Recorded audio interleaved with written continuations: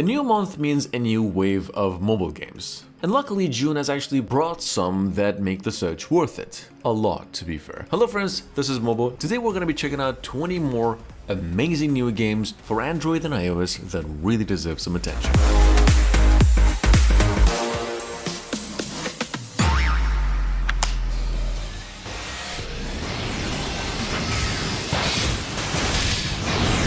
Alright, first things first, this has been a long wait, it's been really frustrating. Pokemon Champions is finally out.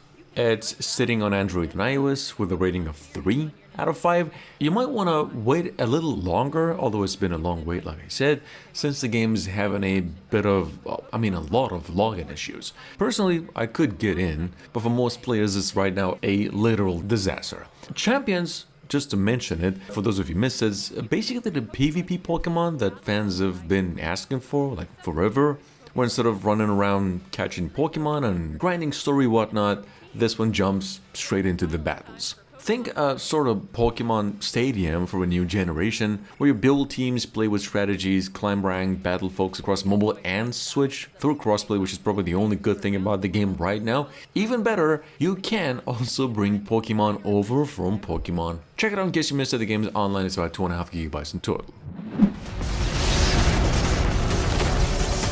Going down to number 2, we've got Soul Enchant.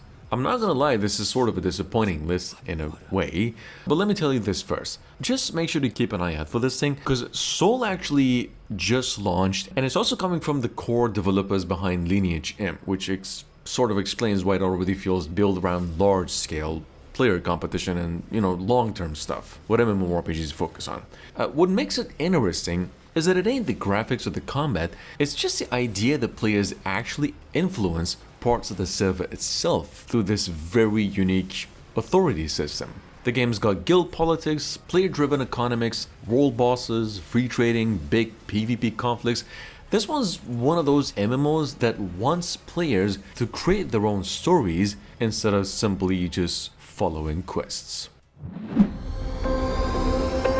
Going even further at number 3 with Architect Land of Exile. So it seems like some random MMO just showing up out of nowhere. However, it has already launched in Korea, hit the top of the Google Play Store revenue charts, and it's now expanding into more regions after building a good, serious following. So the game's actually built on Unreal Engine 5, that's the first thing. It features a pretty seamless open world, it's got big boss fights, faction battles, guild warfare, large PvP as well.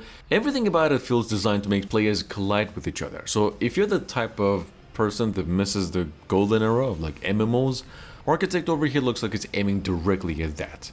It's a free game of 14 GB in total.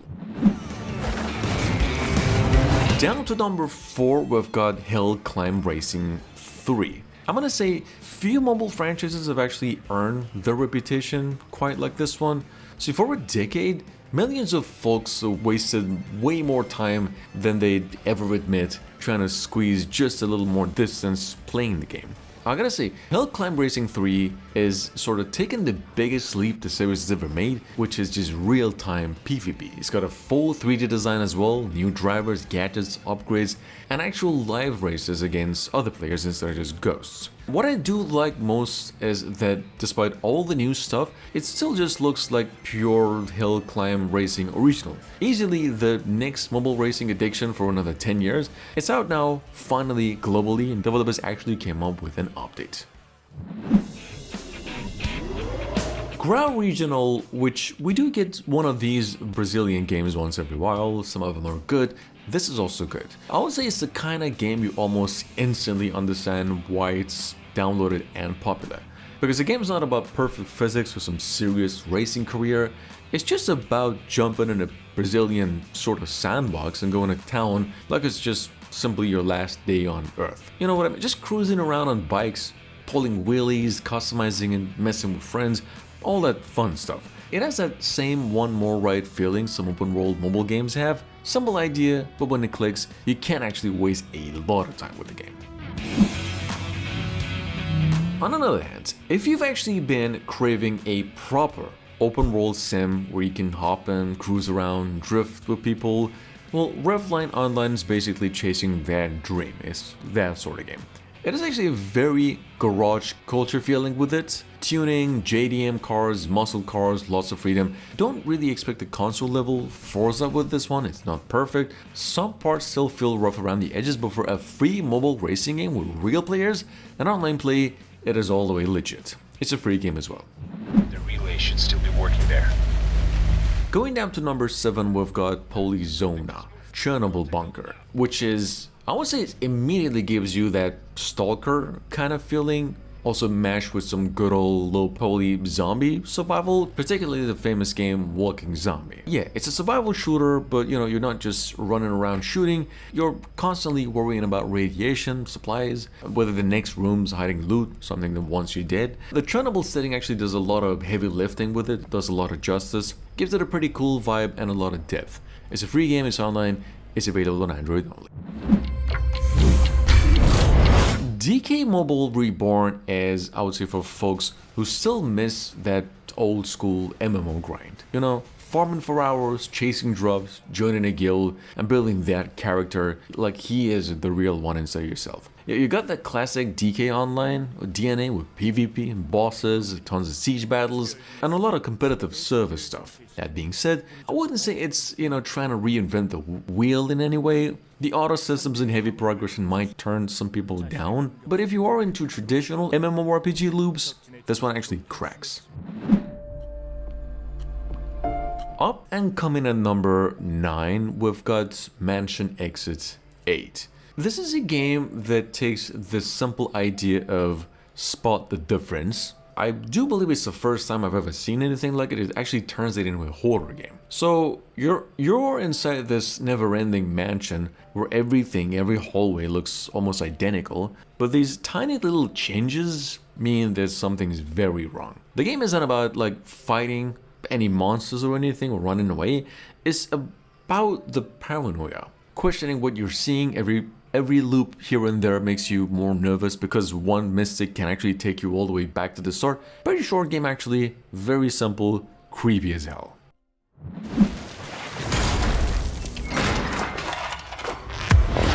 Felix the Reaper, which we have actually been waiting for quite a while, for 3 months in fact, is finally out on Android, not available on iOS for whatever reason. It's one of those games, in case you missed it, that looks goofy to begin with, but for just 5 minutes before its design starts revealing. This game is a shadow-based puzzler, if that makes sense. It was originally released on PC about 7 years ago. If you're wondering what you're even watching right now, you play as a dancing Grim Reaper in this game that's manipulating sunlight and objects just to make sure people die on schedule. So yes, that's the actual job description, which you're going to be actually doing yourself.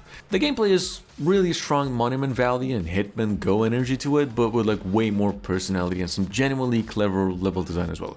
It's an offline game, $3.99.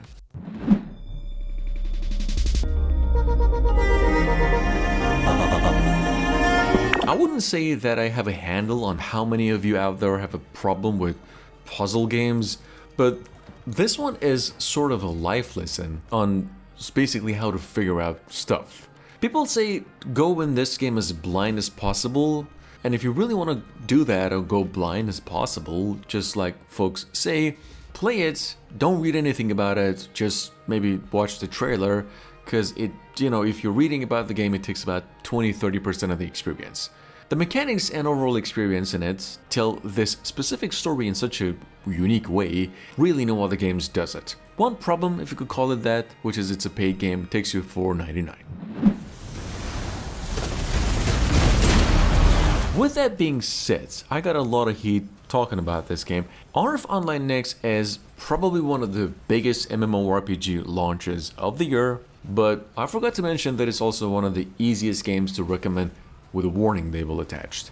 See, the world is huge, the visuals are impressive, the class system's good, all reminding you just why RF became a popular MMO or franchise in the first place. The grind is real, progression's painfully slow, power gaps appear very quick, autoplay does way more work than it's supposed to, and a lot of the excitement eventually turns into just watching numbers and repetitive stuff. The monetization has also been one of the biggest complaints of it. See, while RF Online next delivers scale, spectacle, and MMO, it's also the kind of game you might uninstall after like an hour. All things considered, it's a good game, give it a shot. If it's a thing, keep playing it. If it's not, whatever. Up at number 13, we've got The Legend of Ertugrul. I think finally that's how it's pronounced, someone said it to me. So I wasn't actually really expecting much from this at first, but it sort of ended up being one of the finest hack and slashers we've seen lately, at least in looks. I mean, the game's definitely built with fans of the original Ertugrul series and Turkish history in mind, but even if you kind of know nothing about it either, there's still a fun action game underneath it all. Pretty ambitious, historical sort of slasher with actual story, with most of the game sort of being spent cutting through enemies and battling rivals while steadily growing stronger as you go. It's a little less than a gigabyte. On another hand, I've actually mentioned the game. We've got the game at number 14, Baxo Sim. Actually, it's a sequel. I would say it's exactly the kind of sequel also that basically just looked at the first game and said, what if we made everything better, everything bigger, and everything work smoother? And it's literally that. The game is part business sim, part life sim, part comedy adventure. So if you've ever wanted a restaurant management game with just more chaos than usual, this is an easy recommendation. At its core, you're going to be running a Baxo restaurant, preparing, cooking meals, serving, and it's all in this little town that really feels alive. Packed with a lot of characters, side activities, mini games, and like an entire game worth of just charm. On another hand, Supercar Highway Racer is honestly one of those simple racing games that knows exactly what it wants to be. There's no complicated career modes or, trying to be a full sim sort of game. It's just you, a supercar of your choice, highway, full of traffic, and the goal of going as fast as possible without becoming a crash statistic. The fun actually comes from the close calls that you get to make, weaving, hitting nitro, and slowly unlocking better machines. It has that classic arcade racer feeling where every run is about beating your last score. Pretty straightforward speed addiction for anyone who just wants fast cars and instant adrenaline in action. Down to number 16, we have a game called Rent A Hero Z. So it's basically got the letter A and the letter Z. It's a pretty weird comeback, which is what makes it interesting, where instead of being a fantasy RPG, this game, it's the kind of RPG that goes all the way comedy, where you're literally a part-time worker renting a combat suit after hours to become a hero. The whole idea, in fact, feels very Sega, colorful, strange, and a little ridiculous. It wouldn't be for everyone, I would say, but if you like something different from the usual mobile RPG formula, or a little bit of MOBA, well, this one sort of stands out in that specific line. Oh, the human body. I'm not really sure when I first talked about this game. Number 17, we've got Bacon and Zane, which is finally available out there on Android and iOS. It's a free game. It's actually got two versions. You can play it for free online and also pay $2.99 and go all the way ad-free. Bacon and Zane's actually making some good noise since it came out on Android. In fact, enough noise for developers to release the Android version as well. The story here is you are a piece of bacon traveling through a human body so you can treat humans. You could say it's sort of a educational kind of social game because you can actually mess around in people's guts with a friend if you want it, and co-op. There's a loose goal in this game, which is, you gotta find a way and exit and see what the next stage brings as a challenge. Pretty good game, 300 megabytes in total, and I do recommend it. Going down to number 18, we've got Mon Mon Masters. It feels like one of those games that proudly wears its Pokemon inspirations at its sleeve, and I might even say it's not a bad thing at all. So you travel around collecting, building, evolving, putting together these stronger combinations and new monsters. The real appeal of the game, since it's an AFK RPG in a way, isn't even the story, it's just a constant one more summon, one more upgrade loop that monster collecting games are very good at. It's a kind of game that really quietly steals hours of your day if you're into collecting. Number 19, we've got Rush Delivery PvP, which I would argue is pretty much what the title says. It turns the same old delivery job into a racing competition, where instead of just driving around delivering food, you are fighting against real players, searching for shortcuts, avoiding traffic, trying to beat everybody else. The idea is pretty simple, but surprisingly fun. A little bit of racing, a little bit of strategy, and a lot of I was there first moments. It's a free game, it's online, why not? The concept has that quick play multiplayer fix as well. Soulland Awakening World is actually the first open world MMORPG built around the Soulland universe. Definitely not the best, not even a proper one to be frank, but it's an attempt and a lot of folk demanded it. Primarily aimed at fans of the anime and the novels, it's got a pretty big world to explore with a bunch of bosses, hidden areas, familiar characters, and well, unlike a lot of MMOs, combat seems to be the focus. Not that it's, smooth or actually enjoyable though.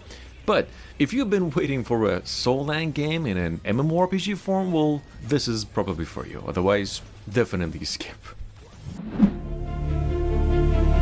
And last but not least, number 21, we've got Fly Wings. Although it's actually coming from an indie team, it is a kind of game you can tell developers really wanted to make aviation fans really happy. It's not a tap a button and fly kind of sim game. You're actually dealing with different weathers, airports, cargo, a lot of little details in a cockpit. However, mobile flight sim games always live or die by controls and realism, and some players might find learning curve a bit too much with this game. But if you've, sort of wanted the proper cockpit experience, this is actually one of the more ambitious ones. You either play this one, or you can pay for Microsoft's flight sim games. Anyway, thanks for watching, I really hope you enjoyed. I'll see you again tomorrow.